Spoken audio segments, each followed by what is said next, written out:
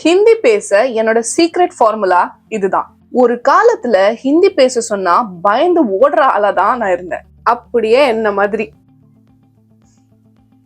ஆரம்பத்துல ஹிந்தி படிக்கும் போது நிறைய மிஸ்டேக்ஸ் பண்ணுவேன், பேச பயப்படுவேன். நான் படிச்ச புக்ஸ், பார்த்த வீடியோஸ், எழுதின நோட்ஸ் எதுவுமே எனக்கு ஹெல்ப் பண்ணல. இந்த ஒரு சீக்ரெட் ஃபார்முலா தான் எனக்கு ஹெல்ப் பண்ணுச்சு. இந்த சீக்ரெட்டுக்கு நான் ஒரு பேர் வச்சிருக்கேன், ஃபாக்ஸ் சீக்ரெட். ஃபாக்ஸ் சீக்ரெட்டா? அது என்ன ஃபாக்ஸ் சீக்ரெட்? இந்த ஃபாக்ஸ் சீக்ரெட்டை யூஸ் பண்ணி தான் நான் என்னோட ஹிந்தி கோச்சிங் கிளாஸஸ்ல ஸ்டூடெண்ட்ஸ்க்கு ஹிந்தி சொல்லி கொடுக்குறேன்.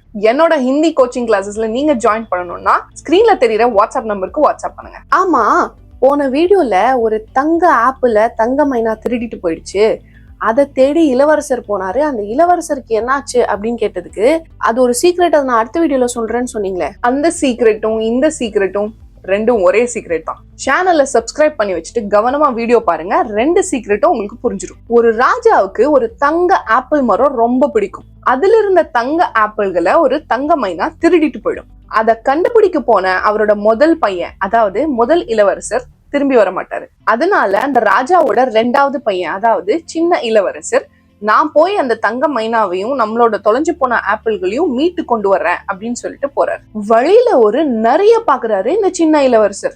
நரி இந்த இளவரசர் கிட்ட சொல்லுது, உங்களுக்கு முன்னாடி உங்களோட அண்ணா வந்தாரு, நான் சொல்றதை கேட்காம போய் என்ன பண்ணாருன்னே தெரியல, இப்ப வரைக்கும் திரும்பி வரல, தயவு செஞ்சு நீங்களாவது நான் சொல்றத கேளுங்க அப்படின்னு சொல்லுது.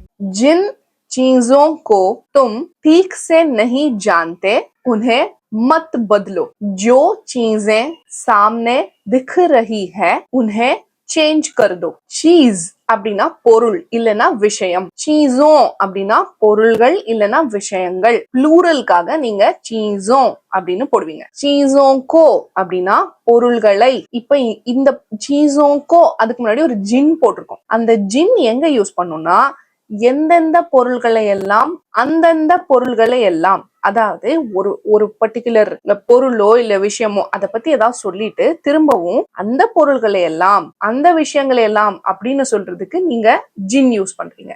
ஜின் சீஸோ கோ, எந்தெந்த பொருள்களை எல்லாம், அதுக்குதான் ஜின் சீஸோ கோ அப்படின்னு சொல்றீங்க. தும் ठीक से नहीं जानते, தும் நீங்க, ठीक से அப்படின்னா சரியாக, ठीक அப்படின்னா சரி, ठीक से அப்படின்னா சரியாக, जानते அப்படின்னா தெரியும்னு அர்த்தம், नहीं जानते அப்படின்னா தெரியாது.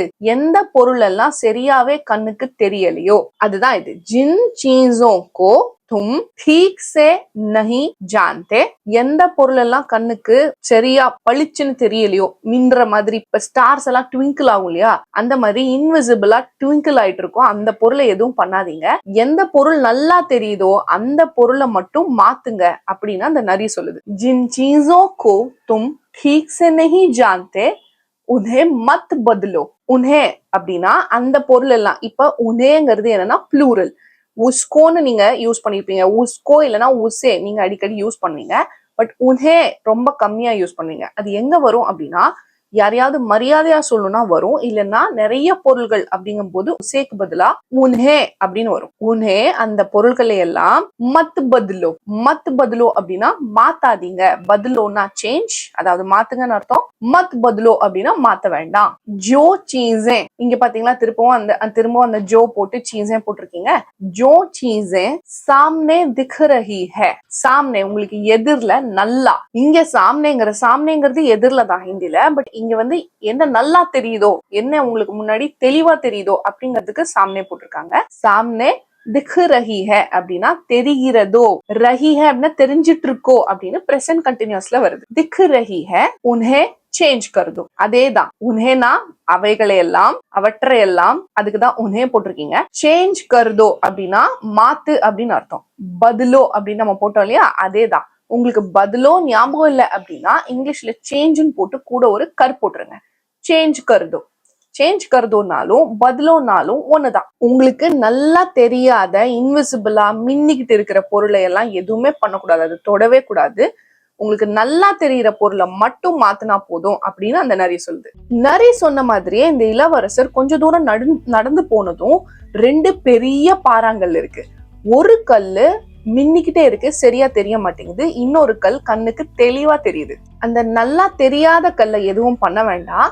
நல்லா கண்ணுக்கு தெரியற கல்ல திருப்பி போட்டா மாத்தி வச்சீங்கன்னா உங்களுக்கு சரியான வழி கிடைக்கும் அப்படின்னு நரி சொன்னது இளவரசருக்கு ஞாபகம் வருது. அந்த பெரிய பாறாங்கல்ல தலைகீழா திருப்பி போட்டதும் அங்க சுரங்கத்துக்கான ஒரு வழி கிடைக்குது. இளவரசர் அந்த சுரங்கத்துக்கான வழிக்குள்ள உள்ள போனா அங்க எல்லா திருடு போன தங்க ஆப்பிளும் ஒரு பளிச்சுன்னு மின்னுக்கிட்டு இருக்கிற ஒரு தங்க பேஸ்கெட்டுக்குள்ள வச்சிருக்கு. பக்கத்திலேயே ஒரு இரும்பு கூடையில தங்க ஆப்பிள் வச்சிருக்கு. एक गोल्डन बास्केट थी जिसमें गोल्डन एप्पल्स रखे हुए थे. एक गोल्डन बास्केट थी. ஒரு கோல்டன் பாஸ்கெட் இருந்துச்சு அப்படின்னு சொல்றதுக்கு நீங்க வேற எதை சொல்லணும்னாலும் ஒன்னு இருந்துச்சு அப்படின்னு சொல்றதுக்கு இந்த தா தீ போட்டே முடிச்சிடலாம். நீங்க சொல்ற பொருள் மேலா இருந்தா தா போடணும், நீங்க சொல்ற பொருள் ஃபீமேலா இருந்தா தீ போடணும். ஒன்னும் பிரச்சனை இல்லை. உங்களுக்கு ஆரம்பத்துல படிக்கும் போது இதெல்லாம் ஞாபகம் வச்சுக்கிறது ரொம்ப கஷ்டம்.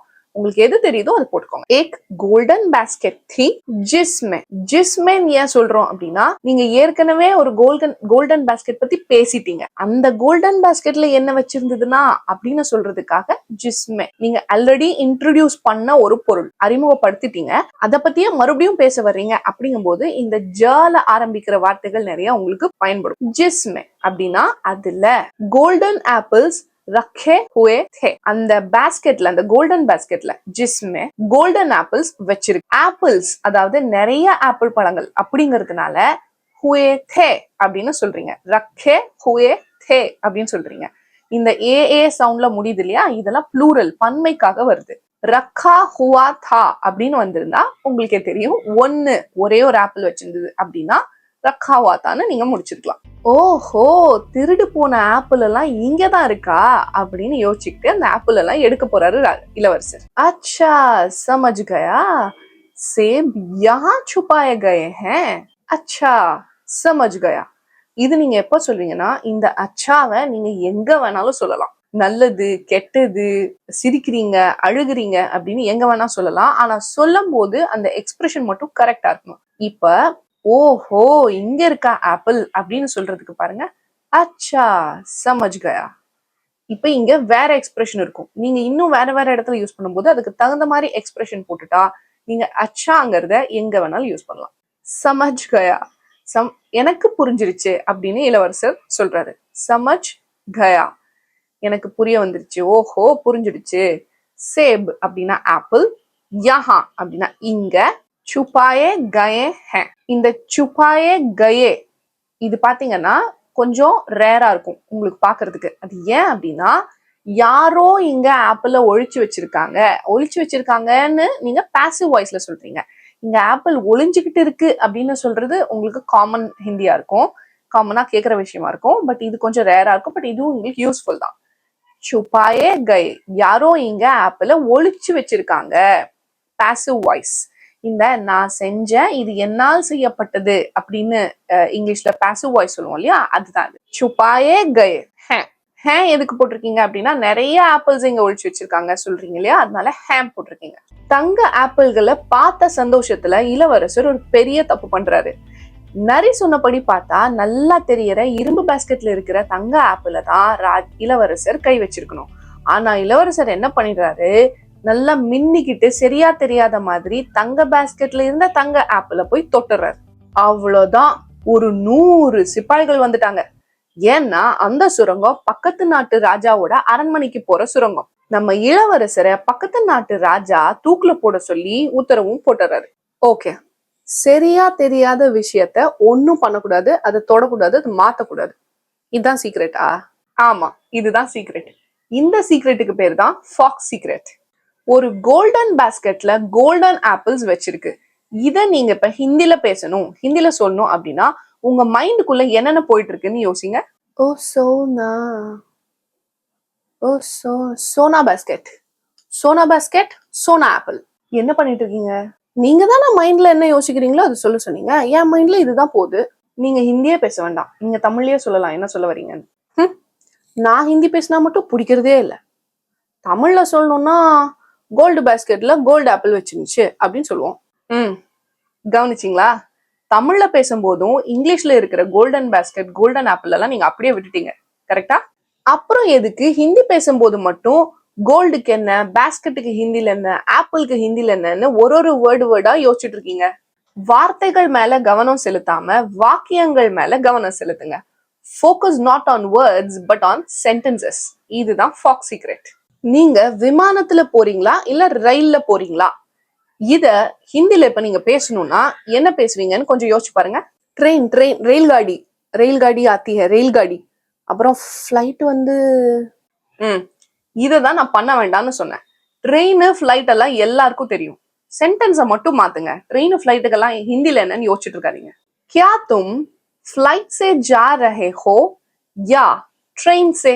क्या तुम, கியாவை நீங்க முன்னாடி நடுவுல பின்னாடி எங்க போட்டீங்கனாலும் அது உங்களுக்கு அந்த சென்டென்ஸை क्वेश्चனா மாத்தி கொடுத்துரும். தும் நீங்க ஃபிளைட் சே ஜா ரஹே ஹோ, ஃபிளைட்டில், ஃபிளைட் சே அப்படின்னா ஃபிளைட் வழியா, ஃபிளைட்டில் அப்படிங்கிற அர்த்தம் இங்க வருது. ஃபிளைட் சே ஜா ரஹே ஹோ, கண்டினியூஸ் டென்ஸ்ல போறீங்களா அப்படின்னு கேக்குறீங்களா, அதுக்கு தான் ஜா ரஹே ஹோ. ஜானா போ, ரஹே அப்படின்னா அந்த கண்டினியூஸ், போறீங்களா அப்படின்னு நீங்க கேட்கும் போது ரஹே போட்டிருக்கீங்க.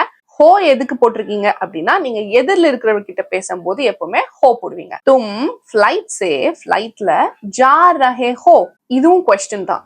இன்னொரு கொஸ்டின் நீங்க வச்சிருக்கீங்க இல்லையா, இதுலயா அதுலயா அப்படின்னு கேட்கறதுக்கு, அப்ப நடுவுல ஒரு யா போட்டு பிரிச்சிடுறீங்க. இல்ல அப்படிங்கிறதுக்கு யா, ட்ரெயின் சே, ட்ரெயின்லயா. இன்னொரு சென்டென்ஸ் ட்ரை பண்ணிடலாமா? டிரைவர் இருக்காரா இல்லையான்னு பாரு அப்படின்னு சொல்றதுக்கு நீங்க என்ன சொல்லணும்னு யோசிச்சு பாருங்க.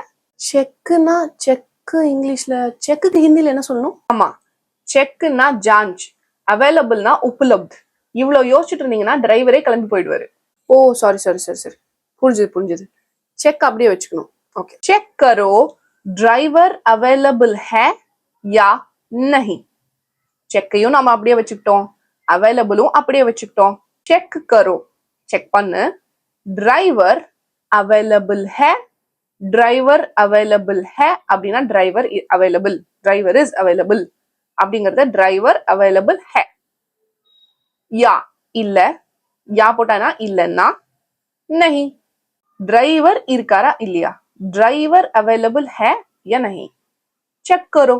எனக்கு ஒரு மின் அஞ்சல் அதாவது இமெயில் அனுப்பு. அந்த இமெயில்ல சப்ஜெக்ட்ல நம்ம வேலை செஞ்சுட்டு இருக்கிற ப்ராஜெக்டோட பேரை எழுதி அனுப்பு அப்படின்னு சொல்லணும். இதை எப்படி ஹிந்தில சொல்வீங்கன்னு யோசிச்சு பாருங்க. ஏக் மெயில் பேஜோ, ஏக் ஒரு மெயில் பேஜோ அனுப்பு, भेजोना अனுப்பு. सब्जेक्ट में प्रोजेक्ट का नाम लिखो. सब्जेक्टல सब्जेक्ट में प्रोजेक्टோட प्रोजेक्ट का नाम लिखो. Now it's your turn. இனிமே நீங்க படிக்கிற ஹிந்திய பேசும்போது இந்த ஃபாக்ஸ் சீக்ரெட்டை கண்டிப்பா யூஸ் பண்ணுங்க. நீங்க ஒரே வாரத்துல எவ்வளவு கான்ஃபிடென்ட்டா பேச ஆரம்பிக்கிறீங்கன்னு மட்டும் நோட் பண்ணுங்க. ஷார்ட் லைஃப் में तुम एक हीरो की तरह मर जाते हो या लॉन्ग लाइफ में खुद को विलन बनते हुए देखते हो. நான் இப்ப சொன்ன டயலாக் ஸ்கிரீன்ல தெரியுது, இது ஹிந்தில இருக்கு. எனக்கு நீங்க இத தமிழ்ல மாத்தி கமெண்ட் செக்ஷன்ல டைப் பண்ணுங்க. ஆனா ஒரு கண்டிஷன், கூகுள் டிரான்ஸ்லேட்ல போட்ட மாதிரி மொத்தமா தமிழ்ல இது இருக்கவே கூடாது. அப்படி நீங்க இந்த டயலாக பேசவே முடியாது. Short, long, life, hero, villain இந்த மாதிரி இங்கிலீஷ் வேர்ட்ஸை நீங்க இங்கிலீஷ்லயே வச்சிருக்கணும். இந்த டயலாக் எங்கேயோ பார்த்த மாதிரி இருக்கா? இது கிறிஸ்டோபர் நோலனுடைய பேட்மேன் தி டார்க் நைட் ரைசஸ் படத்துல இருந்து எடுத்தது. சரி, நாங்க இங்கிலீஷ் வார்த்தைகளையே அப்படியே வச்சுக்கிறோம். ஆனா தமிழ்ல நம்ம வாக்கியமா யோசிக்கிறத நீங்க ஹிந்தில மாத்துறதுக்கு நிறைய கனெக்டர் வேர்ட்ஸை இங்க யூஸ் பண்ணிருக்கீங்க. அதுக்கு நாங்க எங்க போறது அப்படின்னு கேக்குறீங்களா?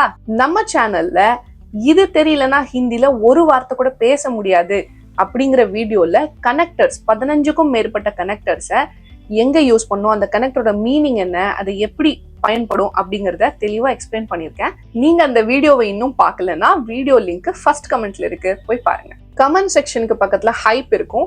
இந்த வீடியோல இருந்த ஃபாக்ஸ் சீக்ரெட் உங்களுக்கு யூஸ்ஃபுல் தோணுச்சுன்னா ஹைப் பண்ணுங்க. அதுக்கு பக்கத்துலயே குவிஸ் இருக்கும். நம்ம வீடியோல படிச்சது மட்டும்தான் இருக்கும். அதனால உங்களுக்கு புரிஞ்சிருச்சான்னு செக் பண்ண ஒரு தடவை அந்த குவிஸை சால்வ் பண்ணி பாத்துருங்க.